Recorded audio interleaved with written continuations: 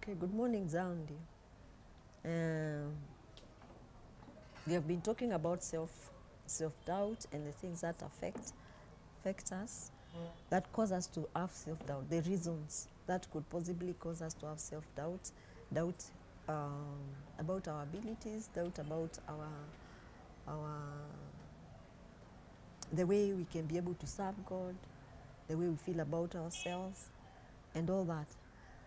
And okay, the last 3 days we have been talking about that, so you can go back and check if you have come the first time. You are watching this the first time. So today we are going to talk about status. Status can come as it can cover a wide range of things. It can cover about poverty. It can cover about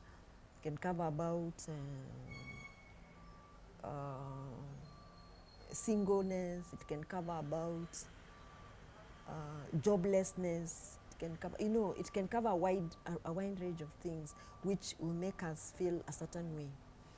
And when I think of that, I think of a friend of mine who found herself living on the streets. And she found herself living on the streets because at home the things were just too heavy for her. She was kind of, the parents had died, so she experienced a lot of rejection. She experienced a lot of physical abuse, and so she decided that for her she needed space. She needed to feel at peace, and she couldn't stay at home. And of course that looks quite extreme, but that was a choice she made. And so she found herself on the streets for a long time, for a while, and it really affected the way she feels about herself, the way she sees herself. Because even earlier, even when she was experiencing, the rejection, she started questioning whether she deserves. She started questioning whether she deserves better. After all, if the people that are our own blood are not able, do not accept her, so was she worth to live? And so she struggled with that. But eventually, because she had gone up to Form 4, and after Form 4 she went to stay with her relatives. That's how she found herself on the streets, because the relatives, the in-laws really did not treat her right, and the brothers were supporting their wives, so she went to the streets. And ultimately someone, a stranger from the streets helped her to come out of, to start doing trainings, to train in things that she was passionate about. Helped her to start to pick up her life from where it was, from where she was. And now, fast forward, she's working. She did college. She's quite an intelligent young lady, so she did college. She did college. She completed, and then she actually got promotions, but deep within herself, she didn't believe she deserved. She didn't believe that she was, even when the person came to help her, she was wondering, what do you want? Nini nataka? Why are you coming? Well, is there something that you want? I can't give you anything. I don't have anything. So it was a journey for her even to accept the help that she was given. But ultimately, she passed her exams and applied for a job, and she got the job. But she was stuck there. She was stuck on the streets. She was stuck in that place of feeling that she doesn't deserve better, that even when she's in the office, she questions. When there are promotions, she doesn't agree to apply, because she thinks other people deserve it more than herself.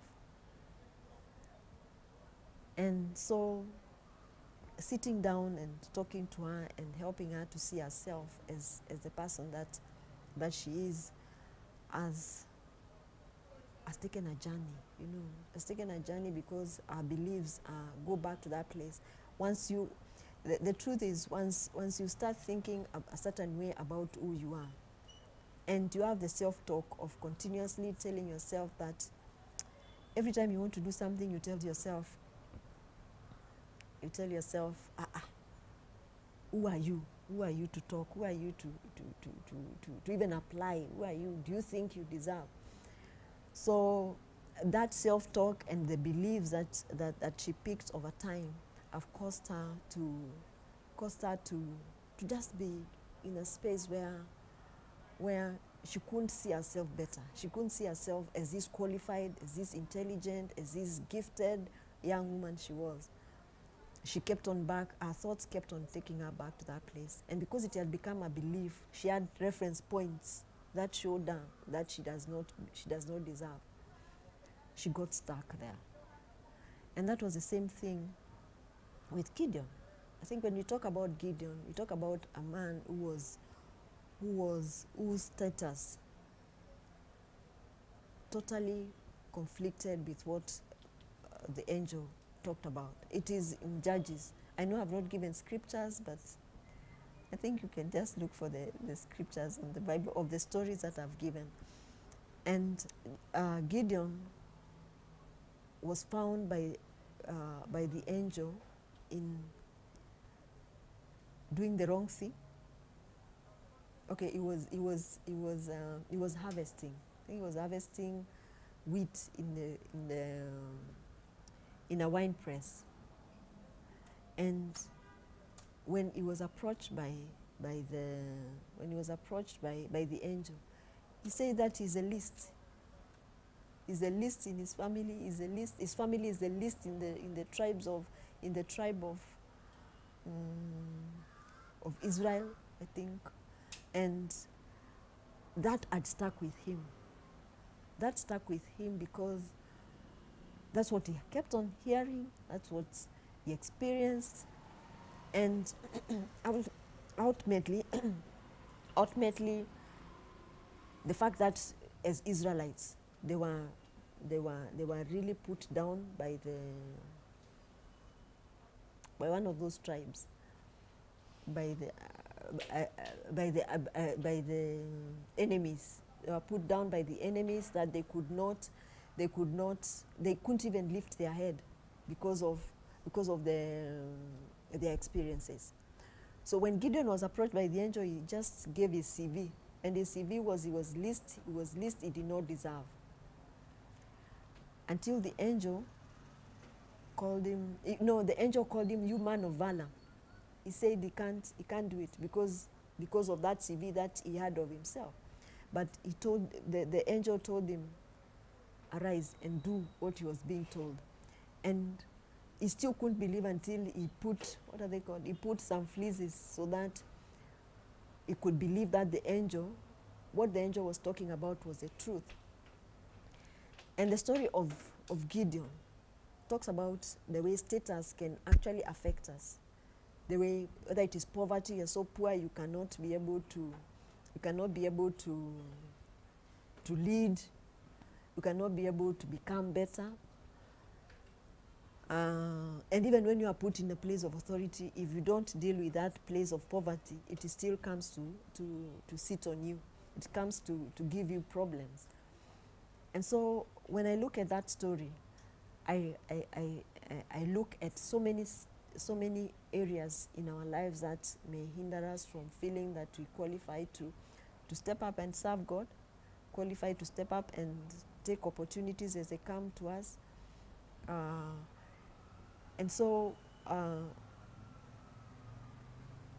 we can be able, if we are able to work on our thoughts so that, and our beliefs, so that we overcome the challenges that come into our lives when we experience hardship, when we experience things that are not normal, experience things that make us less than what we expect, what the society expects, then we are in trouble. And when I think about the stories that I've given, the challenges that I've given over the last 4 days, I think I think of how much we lack understanding about who we are, about the foundational identity that God gave us when He created us. And that involves our value. The fact that so long as we are a human being and we are mankind, God has given us an identity that says that we are valuable, that nothing can happen to us and change our value. Nothing. We are like that. Sometimes I give an example of 1,000 bob. Of course, 1,000 bob can change, but even if it goes wherever it goes, whether it is in sewage, wherever it is, once that value is on the face, it can't change. It can still buy. It can still buy. And our value comes from God. Our value is like when you are buying something which is gold, it comes from the original. Whether the carats are less or not, it doesn't matter. That value of gold does not change. Our value comes from God. And because of that, if we understand that God says that we are valuable, that we are important, that He created us in His own image, that in His own likeness, then it means that is what it is. And as Christians, we just have to believe that.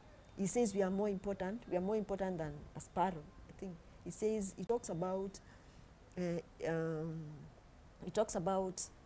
that from the beginning, He knew us and He created us for a purpose, meaning that we are more valuable than the animals He created. We were created unique. We are created different, and our uniqueness, we have a breath of God. Our uniqueness is that we are created in His image. Our uniqueness that makes us so valuable is that we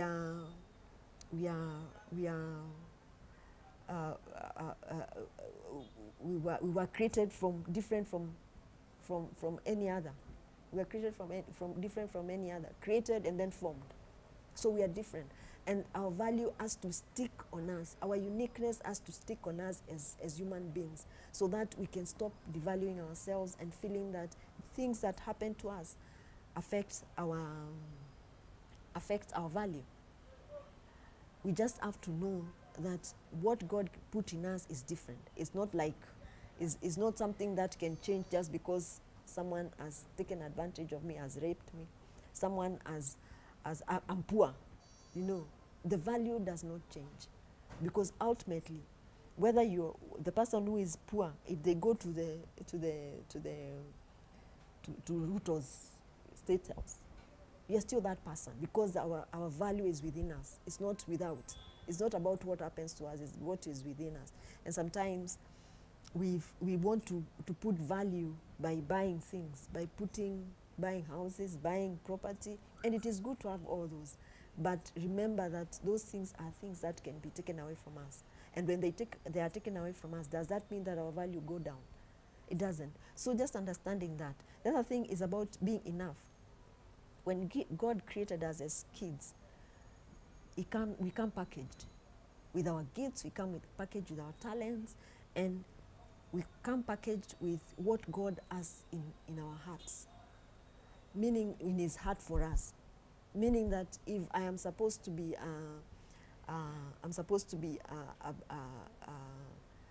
a preacher, everything I need is within.